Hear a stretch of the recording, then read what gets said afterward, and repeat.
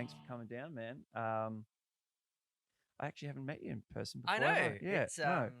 yeah, this is the first time we've met in person. You weren't on Stringy like any of the days, were you? Or No, I didn't work on it, but I worked more on the distribution side and stuff like that. So did you come to any of the openings or anything? no, well I thought you said. I thought that we kind of crossed paths somewhere. well, but it was funny because yeah, I mean, I've interviewed Ben and Ben, yeah, and Tim.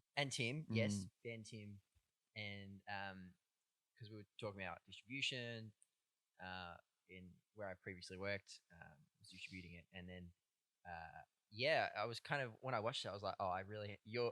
As soon as I saw there was the character of Ned Kelly that you played, I was like, oh, I have to talk to you, and then we started chatting, and yeah, that's kind of how we crossed paths. Right. Yeah. Okay. But cool. yeah, well, now I've just kind of come across like just as you do in the film industry, just started working with Anthony Sharp and Nick Farnell and a lot of those guys and Riley. Yeah, and Riley. But you knew right. You've known Riley for a while. Yeah, we went to uni together. So okay, yeah. So she was a year above me, and we actually she just shot a film with Mark Bernardo from Auntie Donna. Yeah, I don't know. Yeah, Mark from Auntie Donna. Yeah. And I was supposed to AD it, but just like I was working on first time I'd ever got a crewing job on a feature film, so I was like, it wasn't gonna work out. But she's great, rather fab. So awesome, yeah. And I was glad to see that. Well, certainly it appeared that way that The Last Extinction was doing well and tracking well. Yeah, incredible film. I haven't seen it yet. Haven't you? I haven't seen it yet. Because I was gonna go see it when it came out at. That's right. Dockfest, but then we had another small lockdown, which postponed the screening. The timing of them seems to be so perfect. I know. They're just they'll just have every they'll just anytime something interesting is happening, you're like, there you go. Yeah, there's a lockdown. Have that. Have a slice of that. Yeah. So how was that working on Riley's film? Did you? No, you missed it. Sorry, no, I missed it. Yeah, I missed it. So, sorry, yeah. So what did you miss it for? Well, so yeah, I just worked on. They just shot a new Wog Boy film. That's right. Yeah. Wog Boy 3, and its proper title's Wog Boys Forever. Yeah. So I worked on that. Guy Frank Latito, who is he's actually from. So I'm from down on the Mornington Peninsula. That's where I'm based, and I met him through that space, down that way. Steve Bastoni runs the Peninsula Film Festival, and we kind of had crossed paths through that space. But he'd come back. He was living in America, and he'd come back to shoot a project, and then it all didn't eventuate. But he'd moved back to Mornington, and I used to work at a little cinema down in Mornington, a little small independent cinema, and he opened a store like a few doors down from that. All right. And so he had a screening of one of his films, and we just started chatting, and became chummy, became friends, and since then we've kept in touch. And pretty much he quietly told me that he was directing a new Wog Boys film, and I quite happily begged him for a job. Just kind of like, hey, that's how it's done, man. That's how it's done. So, we it was great fun. It was what was it? It was a 5-6 week shoot of Wog Boys. So okay. And we started shooting the day before I think lockdown 4 started, so we could keep going through that lockdown. Yeah, it was interesting doing it, COVID like time. Very, very interesting. But I was listening to Kate Beckinsale talk in a podcast the other day, and it was the first podcast she's ever done. But she said, she'd been working on a TV show for 7 months or something like that. Yeah, all with these restrictions, and so it wasn't until everything had wrapped, and I'm piecing bits together here, but at some point she got to see like her makeup artist and her hairstylist and wardrobe and that she'd never seen the bottom half of their face. Yeah. And it was funny where she went from there, because like her driver had, she said had this giant moustache who she would never have pictured that was underneath. Yeah. So it changed their whole perception. I mean, yeah, there was a few people on that the only really time you ever got to see their full face was during kind of lunch breaks and stuff like that. And I was like, oh, that's what you look like. Like, yeah. But we had, yeah, it is crazy like that in that kind of environment. It's very like in that kind of environment. It's very like, yeah, it's very you really do get to know someone purely by their voice and purely by their eye movement, and that's it. No facial expressions. Yeah. But yeah, it was yeah. Just bring that mic up. Yeah, get it up there. Yeah, That's good. yeah. Sorry, man. That's I right. talk with my hand. No, that's all right. I know it's a pain in the ass, but in the edit, it's going to be awful. Sorry, man. Yeah. So, yeah. I mean, it was a good shoot. Yeah. It was a very long. It was a hard shoot. It was a grind because of all the extra shit that you have to go through to get it done. Yeah. I mean, what happened was like I was supposed to be my first job on a professional shoot. I was supposed to be someone's low-level assistant. Like the assistant to the locations manager was that was what was going to be my job. Yeah. And then about a week and a few days before the shoot started, the location manager pulled out. And I was the only one who was kind of semi up to date on what was happening. So they kind of just said, "Can you do it?" And I went, "Okay." Yeah. So yeah, I ended up being the location manager for the film, which was like, yeah, it was very intense. Yeah, I know you're like, well, what does that mean? Just take me through a day today and what that actually means. Oh, it was more just yeah, like maintaining relationships with every location. We shot at probably about like 20 something locations. So it was like some days we were doing 3 locations a day, like whole company pack up, pack down, pack up, pack down. So it was like some days we'd just go, and then a few days we had we were very lucky where we had just at the same Hollywood Wrap, just same location for a few days. So literally just all right, bit more chill, which was I loved because breathe for a second. Yeah, exactly. So we shot all across Melbourne, like stacks of places, a lot of South Melbourne, and we shot in the Reservoir for a little while. We shot in we just shot everywhere in Melbourne, just bouncing around Melbourne for a month and a little bit. So yeah, cool. Yeah, that's awesome. And you did I see recently that because we spoke off camera when we did that little thing for let's go back to when we first met. It was a promotional thing for Ozflix. Yep. How's that tracking? Ozflix in general. Oh, I'm not part of Ozflix anymore. Okay. Yeah. Right. Yeah. Trouble with the boss. I won't say that. No, it's not really for me to say, but no, moved on. Sometimes life has, you naturally move on to something else. Sure. Yeah. But the film did well, you said. Yeah, well, from what I knew of, it was I loved it. Yeah. Swinging back, I thought it was a great. My only thing was if it was just like a touch longer, it could have really gotten a good cinematic run. I thought. Yeah. I tried. You tried.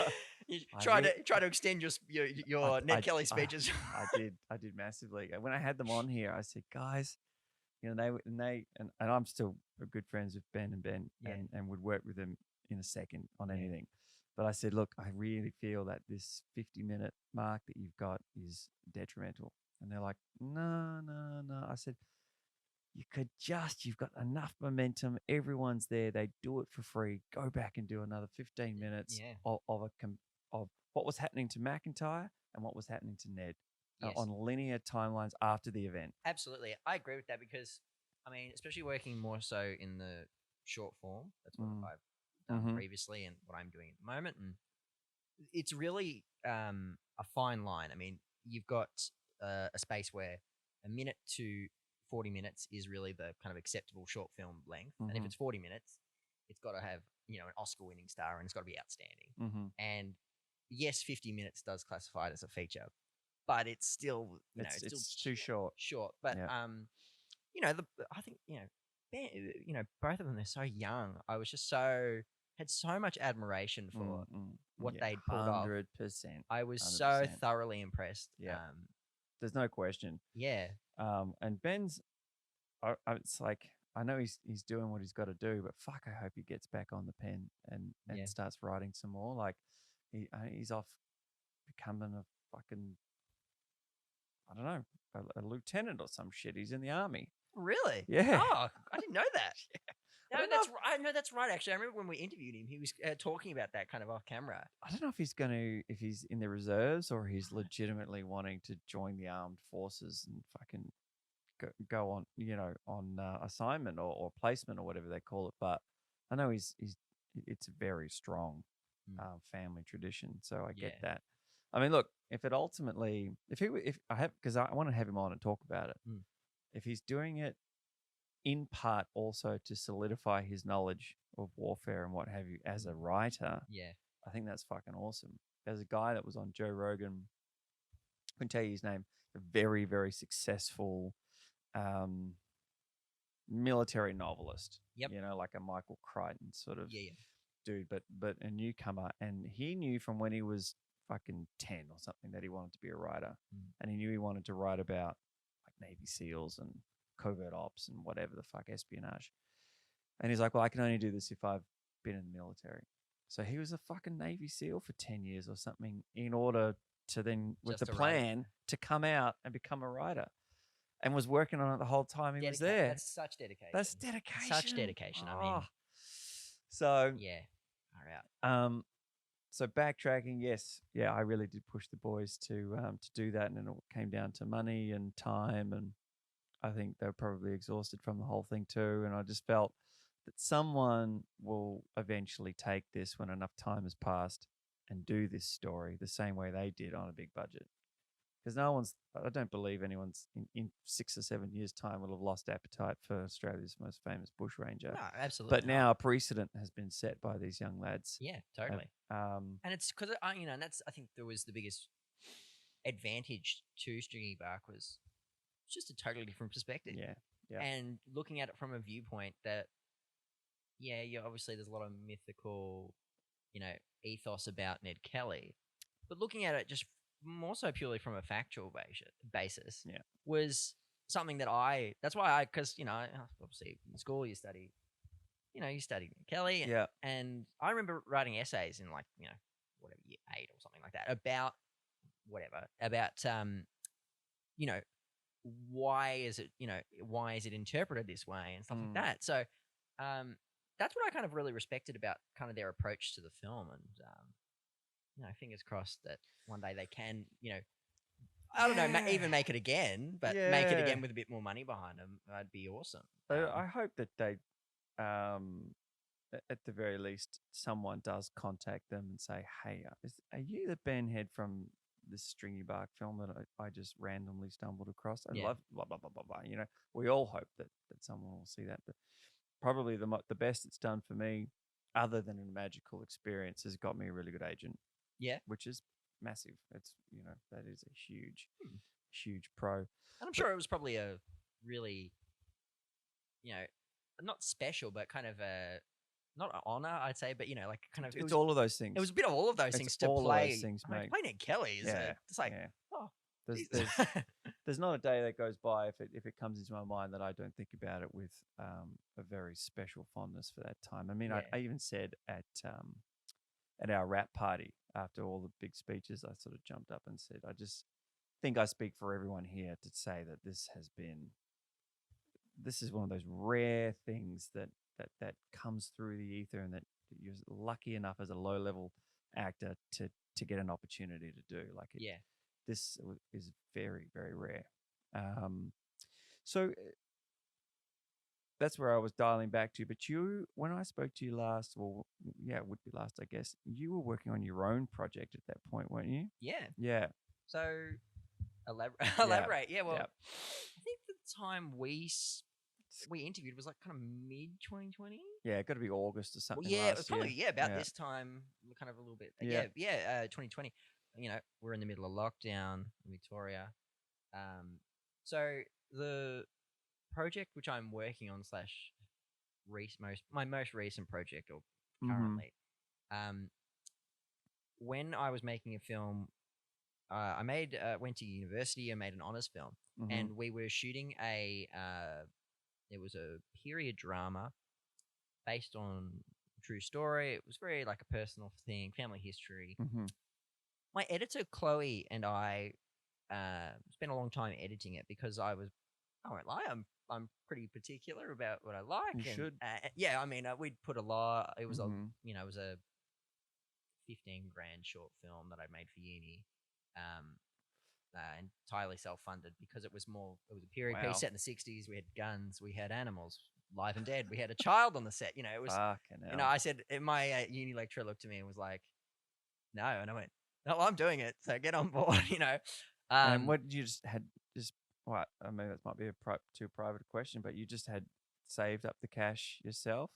Saved it up, Way to back yourself in, man. Yeah, awesome. I mean, my whole thing is, and this will kind of go on to the project I'm about to speak about, no one's going to be your champion more than yourself.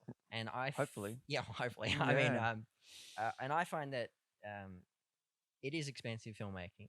It's fucking ridiculous. It is crazy expensive. I mean, I'm just going to throw a side note in there before I forget. I don't mean to cut you off, but I'm just having this conversation with someone at the moment who wants to be a producer.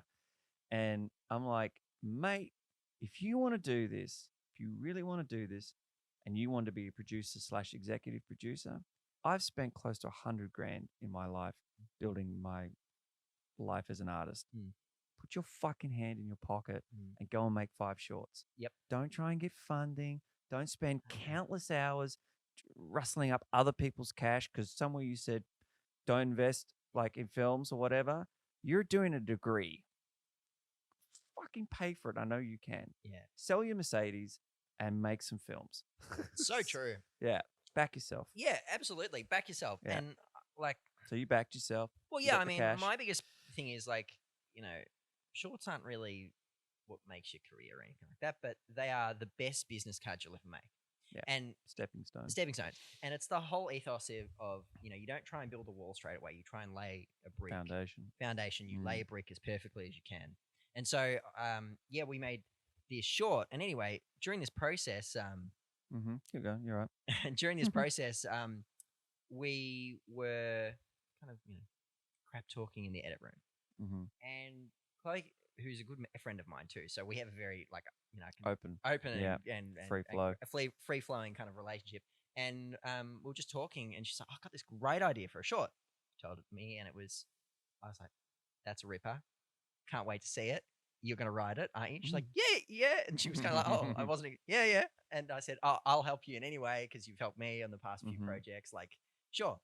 So we kind of hit, I don't know, like life happened in 2019, and then kind of by the end of 2019, it was like, oh, whatever happened with that project? That was a great idea. I'd love to do it one day. Oh yeah, I'll get around to it. Busy life. COVID happened, and I was like, plenty of time now. So and as I said, like people are probably going to think I'm an asshole, but I said to her, I said, well, you have no excuse now. I expect to see it in my inbox, the first draft, in 3 weeks. Yeah, good. And she was like, sense of urgency, man. I dig that, man. More people need to be that way. Yeah, I wish someone would want that to me sometimes. But and so she did, and the first draft was great.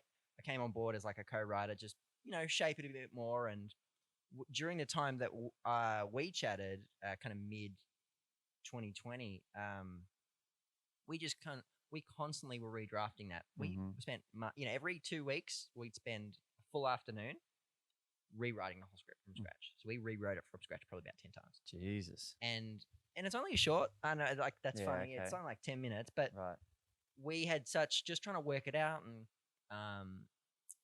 what is I think very fortunate is so the film is called Hatchback. Okay. And my whole goal before COVID hit in 2020 was just to as many festivals as I could go to, be a part of, network as much as I could. And the first few months, I was part of 2 festivals: Peninsula Film Festival down on the Mornington Peninsula that Steve Bastoni runs, and Stella Short Film Festival, which is a kind of a smaller festival. I think they have it in Langwarrin, so it's in McClellan Gallery. But I volunteered, and happened to one of the judges was Stephen Curry. Oh, sweet. So I'm just by nature someone who I'll just You'll have network. I network. You just chat with people, 100%. and I went up to him at the after party of Pinch Film Festival. We we were having a drink, having a chat, and he was talking about his life, and I obviously said how much of a fan I was, and very cheekily I said, "Hey, by the way, do you mind if I send you something?" And he's like, "Yeah, sure." So what happened was and we sort of just by pure coincidence, I worked on this festival about a month later. He was there. He was one of the guest judges again, and then like in the middle of that festival during the break, they were.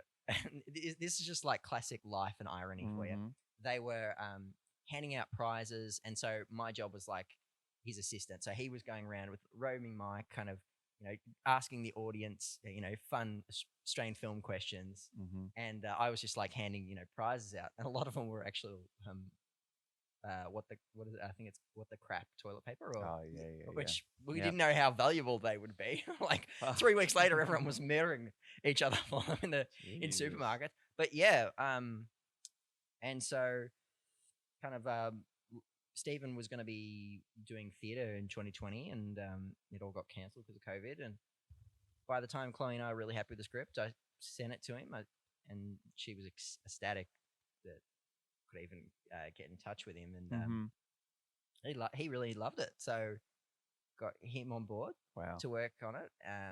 And another Melbourne-based actor, Jackson Tozer. I don't know if you know Jackson. No. But he's a real talent, Jackson. A real comedic talent, just a top bloke. And he and Stephen really were more excited to work on the project because they got to work with each other. Right. They'd kind of been in the same sphere and never had scenes together. So they were more invested in the project just because of who they were working with. I mean, Jackson was just like, I'll do anything with Stephen. But Stephen was so excited to work with Jackson because he's just knows his comedic talent. So, and they were very, very bounced off each other. It's great. Like, we had a read through kind of as soon as we got out of lockdown in 2020, and we went to a restaurant. Myself and Chloe, one of the producers, and the two of the leads, just chatting, and I didn't stop writing the whole thing. Like, they're just they just produce. They're bouncing off each other, producing such great spontaneity and great improv, and so we added like a whole nother 5 pages to the script because of it. So, so we shot that film in March this year, 2021. Is it out? No, we're just finishing it at the moment. Okay, wow. It's taken for a short. It's been quite a long, like a little bit too long. Editing's fucking brutal, man. It is. Yeah, it totally is, and this more so because we did a lot to get the thing made and shot, and the editing side. Dude, it's always this thing of there's nothing left over for post. So true. It's like it's better to have it in the bag at least than it never happening. But fucking hell, yeah. I'm just finishing off something that's 3 years. Wow. Yeah. That's a long time. Yeah, I mean, there was a lot of. Anyways, I've talked about it a million times. I won't go into it, but there was a lot of turbulence. But now we got it all sorted and it's all finished. I just sent them off my new logo for the poster and stuff today. So amazing. By the end of the year, hopefully, I think it's like an 8-part web series now. Oh yes, you worked on this with Sharpie, didn't you, Anthony? Yes. Yes. Yeah. He was in it. Yeah, and that's. Yes, I understand how long these things can blow out. I mean, like I'm very like. Which still, actually, you're only 4 months. 4 months, yeah. Yeah, I mean, it's not. That's fuck all. It's not crazy, but it's like I went and worked on a feature for a month, and I had a lot of my team sending me, "Oh, can you look at this?" I'm like, guys, I'm working 15-hour, 15-hour days. I'm just too exhausted. Yeah, I'm just too exhausted to. I think I sent my composer notes at 4 a.m. one day because I was just like, that's when I finished work for the day. Yeah. So set the film up. Tell me about it. it's a short comedy. It's very much in the vein of Weekend at Bernie's. So two guys trying to dispose of a body. Oh, okay. One of the characters is a complete moron, and the other one's more uptight, irritated. He's done this before. He has to bring along his brother-in-law for the day, and the brother-in-law is a bit of a not simpleton, but just a bit naive. Okay, yeah. Kind of sounds like a horrible boss's dynamic. Yeah, a little bit. Yeah, we got Jason Bateman and yeah. A little bit, yeah. I mean, kind of comedy ensues. It's very like very bantery, very improv in a way. Like, I mean, my two leads, Stephen and Jackson, sensational. Mm-hmm. They so many times during the film, the script was just put down and we just kind of went with what they were doing. And yeah, it's awesome. I mean, that's an actor's dream too, right? Oh yeah, just to be able to just fly off the handle and absolutely. Yeah. I mean, fly off the handle. There was a few times I was like, they were just having so much fun. I was like, all right, boys, come back to me, like yeah. But like we had a scene in the film that was a little montage scene. As it read on the page, it was a third of a page. Mm-hmm. And it's these two guys trying to put this dead body into a little hatchback. Right. And I'm not joking when I say, well, first of all, we had like shot listed all these kind of, we'll do it this way, this way. And my DOP, Anthony Littlechild, and I were just chatting. Okay, Anthony. Yeah, you know Anthony, I do do know Anthony. Ah, great. Yeah. Well, he shot the film and produced it as well, and he was like, "Nah, it's too hard. Why don't we just roll the camera?" I'm like, great, I like that idea. So pretty much what we did was just let him go, and I said, get from A, to F, hit T, and then hit Z, and that's it, and we'll be done. The whole scene we shot it went for like 12, 15 minutes of just continuous one take rolling. And I'm not joking when I say I had crew members in tears, like had to leave the space that we were shooting because they were just laughing. They couldn't stop laughing. I mean, and how do you cut that up? It was that was by far the biggest challenge. Yeah, because it was just it's one shot. So much gold that we had to leave on the cutting room floor. Much gold, but it was that is the art, isn't it? Yeah, it is. My editor, Stig, and I just literally having like hour-long discussions about is there a space for this one shot? And it was great because, I mean, it's better to have just a plethora of good material than you want struggling choice. to find it. And the two boys. I mean, I Mm. really think Jackson Tozer is someone who they're just about to release a new ABC series called The Newsreader with Right. Anna Torv. Yeah. And he's got a small part in it. He's had a lot of small parts in big shows, like he was in the XPM. So he's going to pop at some point. Oh, he's going to pop, and rightfully so. He so deserves it. He's such a great talent. To check him out. Yeah. So he was in had a small role in Preacher, small role in Mr. In Between. Yeah. Was in Secret Bridesmaids Business, that Channel 7 production. Just stacks of great. Mr. In Between is so fucking good. I've only seen like the first 2 episodes of it. I need to binge it. I need to binge it. You have to binge it. I know. And they're only half-hour eps. Fuck, it's so good. I mean, Nash, Nash is just a champ. Anthony had been telling me for years, well, not for years, but for a while to watch that. He's like, you've got to watch this show because I forget what he said. He just said there's an element of, I think, what you were trying to do with your acting and your writing that I think the simplicity and the calmness of this show, I think you will draw a lot from. You should definitely go and watch it. And I know exactly what he means. Yeah. It's an incredible show. And what a fucking story that is. But I want to come back to what was it like? I mean, were you packing your dacks when you had like curry and you're trying to rein them in and what have you? Or are you like, I mean, I would think that'd be intimidating. It was a little. I mean, but they would have been awesome about it, obviously. Stephen was fabulous. Respectful. And this is something he didn't really, he didn't make any money from doing this little short film. Of course not. he did it all for the the love goodness, of for the arts. good love of arts, and for the giving back, and for the goodness of. They're out there, man, and they're fucking. But it was so funny because he had just flown back from Sydney, working on probably one of the biggest. I'm not allowed to say what it is, but probably one of the biggest productions he's ever worked on. And then coming to our little set, our rinky-dink set, for a little short film, not earning any money, but still still putting, it all, all his energy into it, still, being so creatively committed. And he was, I've never worked with an actor who so understands continuity and editing and how everything will cut together more so, because obviously he's done it before. That is a fucking huge asset. Yeah. It's something I haven't given enough appreciation to as an actor. Yeah. Actually, funnily enough, we're one of these. Oh, there it goes. You can't. No. Don't tempt me. Don't tempt me. Do you want me to pass that over here? There we go.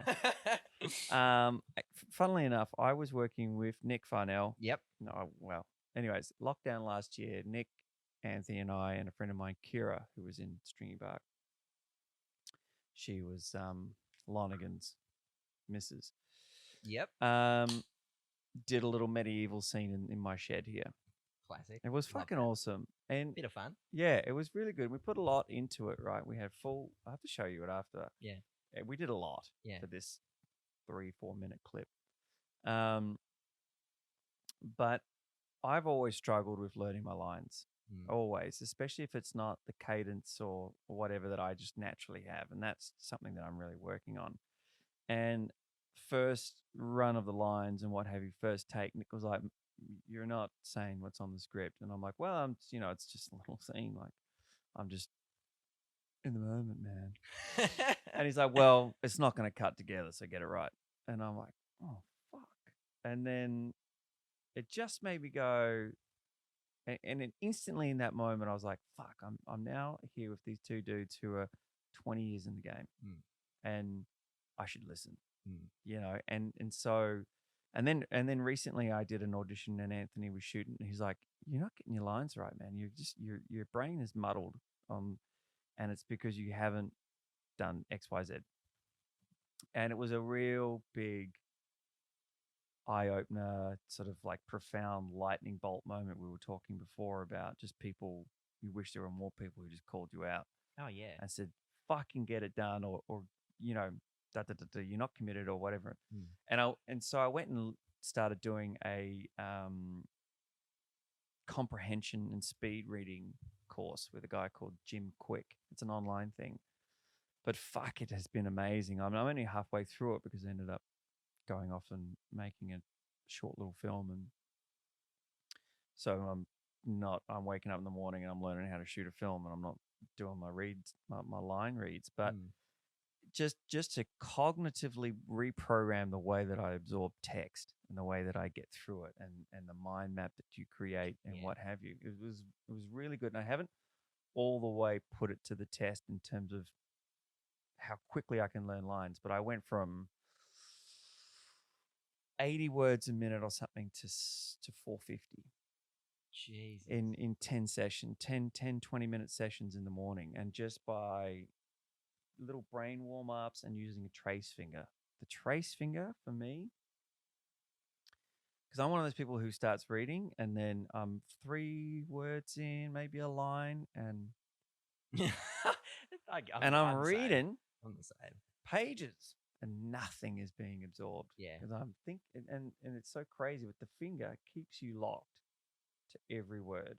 And then a couple of sessions in, he's like, well, now use your left finger, which is something that you don't commonly use. It will engage you even more.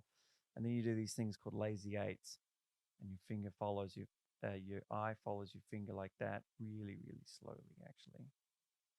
Before you start reading, you do it in reverse, and it helps link left and right side of your brain together. Right. Wow. That's so fascinating. Really, really great. You may need to send me that link. I mean, I really struggle because, during last lockdown, I really struggled to focus. Probably me, generational, having a short attention span. But read the first novel I've read in just way too long. Like way too long, like alarmingly long. And finally finished it, and I was like, God, that was so satisfying. You just kind of go through that you fall back in love with something. Mm-hmm. So yeah, I mean, you know, I enjoy. I love absorbing stories. You know, that's my whole thing. I absolutely love it. And you're definitely gonna have to send that to me so I can I will. kind of start I will. getting through more novels and getting through more books. He first came across my desk years ago on a podcast called London Real, and a guy called Brian Rose. It's a fucking incredible podcast. Jury's out for me whether I'm fully convinced I like Brian Rose or not, but I think his heart's in the right place. Certainly, his guests are people who are on the fucking cutting edge. Right. And I heard him say that we're in a situation where people say, I can't focus, I can't focus, I can't focus. Well, it's only you can't focus because we have created a habit of distraction. So true. It's just turn everything off and create a habit of focus. And the other thing that he said that really landed with me is that the education systems that we come up in teach you what to learn and not how to learn. So when kids can't fucking learn maths, it's not because they're idiots. It's because you're just not teaching it the right way. And that's not your fault either. And I thought that was really, really interesting because I don't consider myself to be someone who's thick, but I struggled at math. And I probably, and I know that I could be great at math because I was an A+ student in year 10, and then I changed teacher, and I just couldn't absorb what she had to say, and I went to be a fail. Yeah, just by being like that. How are you being taught?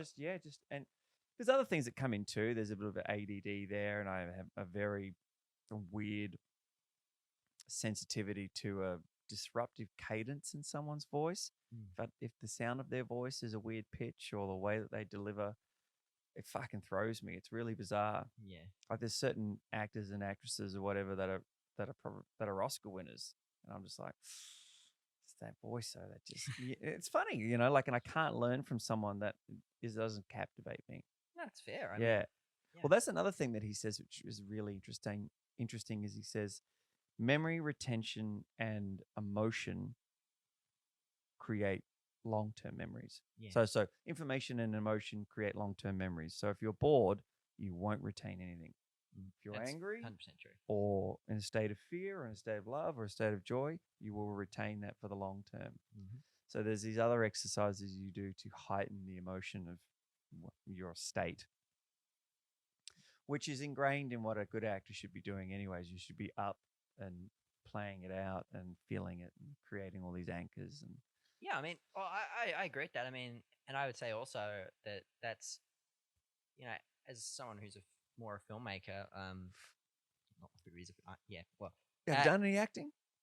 I tried to in high school, and I found your place on the other side of the lens. Yes. Let's just say I don't think I have a face or a nose for for in front of the camera. But that being said, I always enjoyed it, doing theater. But yeah, I more so kind of, this sounds really terrible, but I'm just like, also when you kind of find that other side in the behind the camera, behind the stage lights, what's happening. Controlling what's happening is very satisfying. 100%. And I remember doing the theater shows in kind of year 11, year 12, and just kind of being able to have your finger on the pulse of what's going on in that way, always very satisfying. And that kind of more springboarded me into filmmaking. And actually, I always really loved film and cinema and kind of creating stories and stuff like that.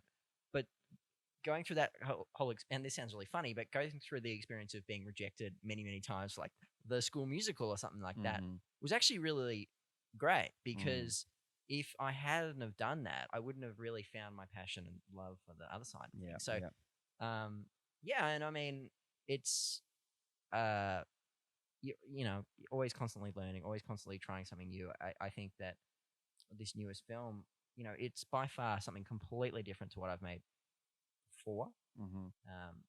And it's been the first time I've ever had someone else not help, but it's based on someone else's story, and it's someone else came and did the first directing draft. Someone else's. And I came on as a kind of co-writer, after the first draft was written, and But and then kind of getting two amazing comedic actors to kind of bring more life to it. There was so much discussion about, as we were talking about before, like, was I packing my decks when Stephen came aboard? I legitimately, the day that, like, we were emailing, and when he said we'll have a phone call this time, I remember that so vividly. I said, no one talk to me this whole day. This is one of the most important days of my career thus far. Yeah. Don't talk to me. Had the phone call, and I was like, just kind of pressed hang up. Doing one of this, dance. Doing the dance. But yeah, I mean, like, my whole thing is, I've never made a comedy.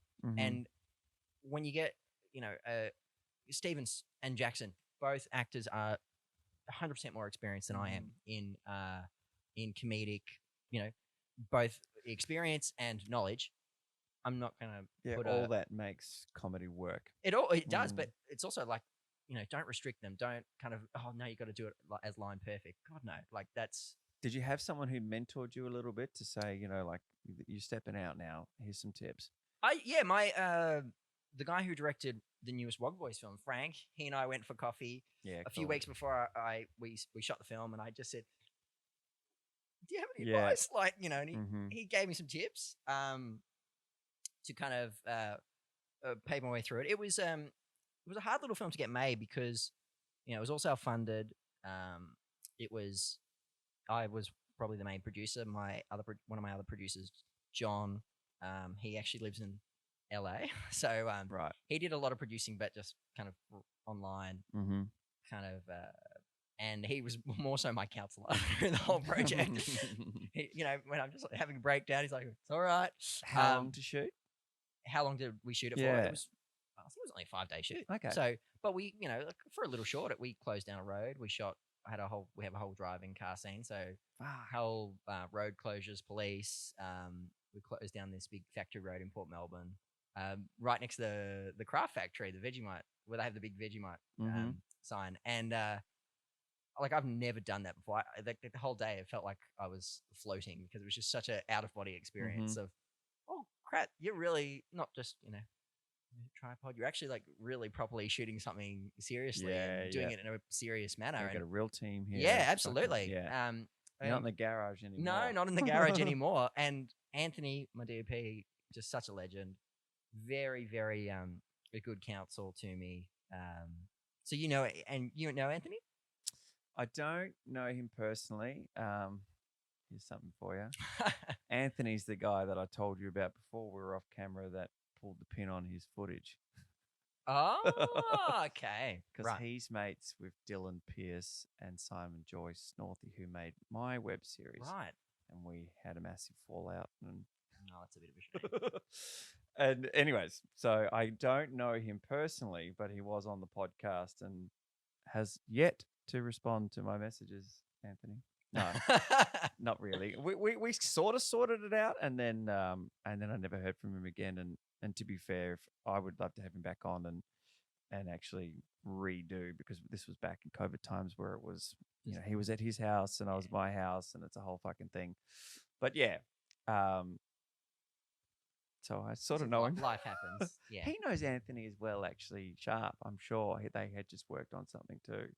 Yeah, I forget what it was, but we talked about it. But yeah, I mean, Ant's a great guy. I'm sure he is. Yeah. Because he actually wrote to me, and he was in a tough spot. I don't mind saying this. He was in a tough spot because he had agreed with me, and then listened to the footage and went, "Oh fuck." And then his knee-jerk reaction was to protect his mates, so he went after me. Right. And I said, "Anthony, go back and listen. That's not actually how it played out." And then he came back to me and said, "No, you're right. I'm sorry. Fuck. Maybe we'll do this thing." And then we didn't, and it never happened. So I respect him for coming back to me and going, "Fuck, that was a tough spot." Because we were talking, and I didn't know if he knew who I was, because I'd had a massive fallout with these guys who made my project. Like, it was bad. Right. And the footage was fucking hidden away, and I sacked them, and it wasn't fucking happening. And this whole thing, because they wanted to take ownership of it. and make it theirs, and yet it was mine, and I had written it and paid for it and whatever. And so he was like, "Oh yeah, that's bullshit." And then I was like, "Do you know who I am? Do you know?" And he's like, "Oh, I think I kind of know who you are." I was like, "Oh, you're mates with those guys. You sure you want to talk about this?" And he's like, "Yeah, let's talk about it." It's like, well, they kind of tried to fuck me, but at that point, I think we were. That's right. We had already mended a little bit because I was trying to edit it, and I was like, "I'm not a fucking editor, man. This is so consuming." By the way, I'm going to hit you up for a tip when we finish because I am trying to edit up something at the moment. Yeah, of course. But it was so time consuming. And then Layla came along, and then I wrote back to the boys and I said, "Look, tell you what, you can have all your requests, but you have to pay for it from here on out because I cannot learn how to edit and I can't pay for it. Got a baby on the way. Fuck it." And to their credit, they took it, they expanded it, and we made like a big web series out of something that was only 15 minutes. We went back and shot a whole bunch of footage and all as well, and it will come out. Amazing. So, hey, that's good though. Like in the it's long worked run, out well. It's worked out well, and it was a great learning curve about just setting up parameters and everyone knowing their place and their. Yeah. I mean, that's also something I've learned. It's just like just get signed contracts. It's not hard to do. Just do it, and it makes it's always clarity. You know what I mean? Clarity, man. It's simple. Hey, there it is. There it is, right there. We don't have to have a discussion. Absolutely, there it is. There it is, right there, and everyone's on the same page. You signed on. Like, yeah. I mean, yeah, it's. And that is something like, especially in the creative industry, it just can turn on a dime like that. Like just the kind of relationship. Yeah, and it spoils things. Totally. You know? Totally. Yeah, and it's a shame. I mean, I had a producer when I was making a little short at uni. We had experience where, and to their credit, it was a long shoot. It was 6 days straight. We were shooting mostly at night, so they were away from family and friends. But last day kind of really just cracked it at the whole crew, and they were supposed to be kind of one of the leaders of the shoot. And people fucking dry out so quickly, and it just spoiled the kind of ending of the experience for everyone. Yeah. No hard feelings at all. Like that's not who they are. Just had one of those moments where they just snapped, and we've all been there. But it's just. You're so right. It just one tiny thing can spoil it. It can. It's so funny you say this because I just got this message the other day from this random dude. "Hey, are you Joshua Dorr from the film Weevil?" And I was like, "Yeah, that's me." And he goes, "How'd you feel about it?" And I went, "How about we start with who you are and what's the context of these questions?" And he went, "Well, I was on this production with Mark Lipkin, the director, writer, back in the day, and this and this and that." And I said, "I'll stop you right there. I have all the world of respect for Mark, so I'm not about to shit can him to you, who I don't know. So why don't you focus on getting yourself right and leave it in the past," something like that. And then I spoke to Mark, and he's like, "Oh man, he's a fucking schizophrenic, and he just totally lost it on one of our films years ago, and then he was in a mental hospital." And I was like, "Oh my god." You could just smell it. You could fucking feel it straight away. This dude's got weird photos of him and cats, and then he got on the phone to Mark or sent him another email about how much of an asshole I am and all this kind of stuff. It's like, and I remember being on Mark's film, and one of the girls on this film, poor fucking thing, she was having a hard time. And there was a comedian who was one of the actors who was just ruthless, like just giving anyone and everyone crap, supreme shit, and executed in a fucking pros fashion. And she fucking broke on the last day too. And everyone was doing it for nothing, and it was a week-long shoot for nothing.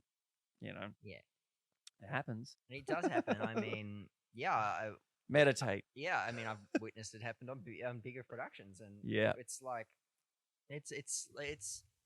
I think the our biggest thing I learned, especially from Wog Boys, was just how to absorb stress. Like, it's just so important, imperative. You don't let it bubble over. Yep. I mean, it was. It ended up being it was a great shoot. It ended up being a little bit difficult, kind of close to the end, just with we had a lot of, COVID, but we had a lot of scheduling changes, constantly, like Right. daily, and oh god, you're just absorbing the stress and making sure it doesn't like break just, you is so important. that is important. And Keep it contained. keep it contained because everyone's kind of on the same boat. No one gives a crap if you're struggling because they're also struggling. Yeah. So yeah, but no, I get you. I get where you're coming from in that. Yeah, that's how it goes. What did I see recently with something about? No, it's gone. Just in terms of pushing on, going forward on these kinds of productions and making sure that everyone's right. I think what people forget, and this is ego and what have you, and we all have it and we've all been there, but ultimately you should always be at our level, right? Where people aren't getting paid much, and it has to be about the film. Yeah. The film comes first. Always. Always has to be. And if you have that ingrained in your psyche, you won't try and get something for you, or you won't try and change the course of things. You'll do whatever it takes. And if you don't want to be that person, don't do small unpaid productions. It'll destroy you. It'll destroy you. Exactly. It'll 100%. Yeah. 100%. Couldn't have said it better. Yeah. It'll you destroy will not you. be fulfilled. No, and it'll drive you up the wall, and you'll lose the passion for it too. Yeah. And you'll have a terrible reputation in a small community of being an asshole who debunks fucking projects. Yeah, spot on. When I was a high fashion photographer before this, and we used to do lots of unpaid shoots just to build our portfolios. And I'd pay for food and I'd pay for location, but no one else would get paid. And there came certain points where it was just like my stylist and I did a lot together, and it was in our email. If you don't want to be here, like, if you say yes, it means you were there till the end. Yeah. Right? As if you were getting paid. Yeah. You don't walk out because it's unpaid at halftime because you've got to go somewhere else and do. You're in or you're out. Yep. It's got to be because you love the idea and you can't wait to do it, or not at all. Just, it's real simple. No one's going to be pissed off at you. Yeah. But if you're in, you're fucking into the end. Yeah. 100%. So what's next, man? Well, yeah. You finish this off? Well, I think we're about 1 or 2 weeks. We're just finishing off the VFX at the moment. I've just heard the final draft of the score the other day. Then, coloring it, mastering it, mixing it, then mastering it. And, kind of entering it straight into festivals. I'm very fortunate that Stephen's a part of the project. I mean, that kind of opens doors. It does open doors. I'm not trying to sound arrogant, but no, you don't have to, that's not arrogant. That's just confidence. But it just makes that whole process a touch easier. Fucking oath it does. And I really, that's what you want. Yeah, absolutely. I mean, I've had films which have done. Most of the films I've made have done better overseas than they have here. All right. And I'm really hoping to have a project that actually does well here because I want to work here and I want to, especially now. Absolutely, be in this industry. Australian film is booming at the moment, and I'd like to be a part of that. So it's, I mean, having Stephen involved will definitely help that process. Next year, hopefully, we're going to try and get the film into some Australian festivals. After that, I don't really know. I've kind of after I made this project and I finished this work on this feature, I'm kind of all right. Let's get this done, and then let's see what else happens. Like I honestly, if Hatchback, my newest film, if it's received well, I'd love to turn it into something bigger. I think it has the potential, and I definitely think the film as it sits right now, once people see it, it leaves on a moment of, oh, that could go on for another little bit. Cool. So leaving the audience wanting more. I don't know. We'll see. I think I'd love to probably develop that into something like a feature. But I definitely, I'm very honest. I'll happily say, as a filmmaker, probably a little undercooked. You know what I mean? Like I probably need a little bit more experience. Need to make a few more shorts.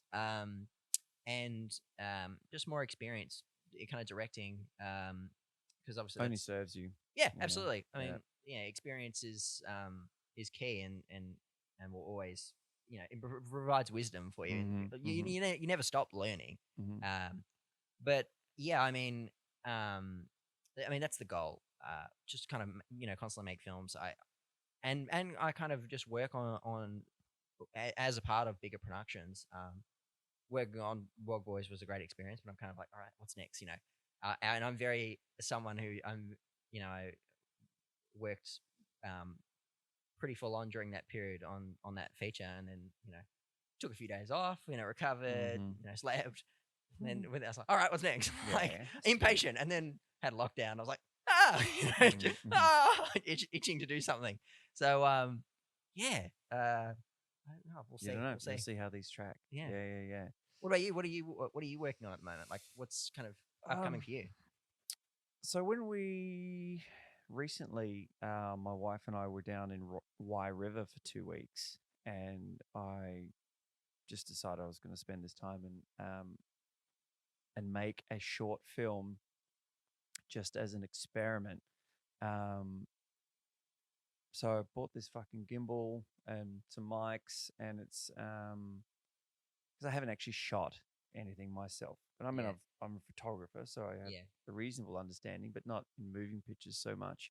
Certainly not in cutting and the beats of a scene and what have you from a cinematographer's perspective. But which dials into what I learned from Nick that day about, well, be as improv-y as you fucking want, but I still need to be able to put this together in the edit. So fucking stick to the lines. In saying that, I created the premise of this film and everything was improv. Yeah. But over 2 weeks, my wife, who was not in the game at all, but she's a photographer, and my daughter, who's 14 months old, made a film. That's awesome. And so now I'm sitting down and trying to edit this thing, and unfortunately, like it was an incredibly ambitious task in terms of just sound and fucking continuity and what have you. So there's no way I can use it as a submission, but it is a very elaborate storyboard, right? Which I think if I show it to enough people and get how it feels for me back, I'll try to make it. But the premise is basically husband and wife, daughter, little family, and she is terminally ill. Right. The daughter, the wife. The wife, right? She has a blood clot that's making its way to her brain, and it's only a matter of time. And the husband comes home from picking up some drugs from the chemist or whatever, and he comes home to find a note on the bed, and she's had enough time to sense it, to feel it was coming, to write him a goodbye note. Right. And I just think, fuck, that's so deep. Yeah, can you imagine coming in and it sort of says, it sort of starts off as, "Hi, love, I'm writing this to you as I close my eyes for the last time. They always said it would come quick, that when it did, it would come quick, but I'm not afraid. You and Layla are the best things that have ever happened to me, and I will miss you forever." Oh God, fucking heartbreaking, hectic, And there's this thing like where he's just laying there with her, and then it's the fallout of him looking after his little girl, and where he goes from there. And I didn't want to play into any stereotypes of him being angry or not knowing how to change a nappy or not knowing actually how to look after her. Like, all that's been done a million times. Like, I'm playing it as me, and I do know how to do those things. Yeah. But it's like, how do I get my way back to being present as a father and not living in the past and not living in loss? Yes, because she is going to be around for some time. Yeah, and she needs her dad. So that was was it a hard experience? Because obviously you used your own daughter as that would have been a very hard experience. Very like, oh, wow. Like, I remember writing the note, bawling. Yeah, it was certainly an easy way to get into that scene. I mean, I just have to sit there and read it because my wife is next to me, my child is over there manning the camera, manning the camera. And did we have this beautiful shower scene where I'm looking after her, and this little scene where we're together in bed, and that sort of will ultimately tie in with where I left my wife to where I came back to being my daughter's dad. Yeah, the same position in the bed, and I think it's really cool, and I think it's quite hits all those right chords, but without being a stereotype. Yeah. That's the intention, anyways. Moving. Yeah. Yeah. So Hopefully. hopefully, Yeah. and hopefully someone goes, yeah, okay, let's invest a little bit and make this a proper short that we can submit.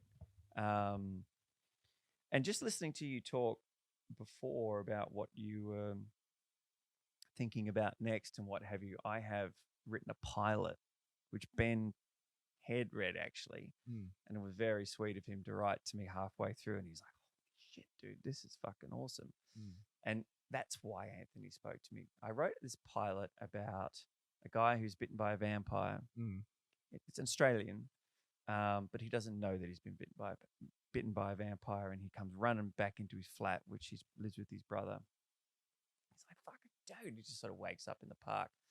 I'm fucking bleeding, and they think it's a possum or a fucking whatever, or a homeless person's fucking trying to, it's quite funny. Yeah. And they put a towel on it and wipe it off, and he's like, "Oh, I guess I'm all right. Fuck, I can't go to the hospital because I'm just, he's just divorced from his wife or just split up, and he doesn't want to incorporate her into theatrics, and he's got a little girl, and all these centered around my daughter." And then, of course, over the next couple of days, he starts to transition, but he doesn't know.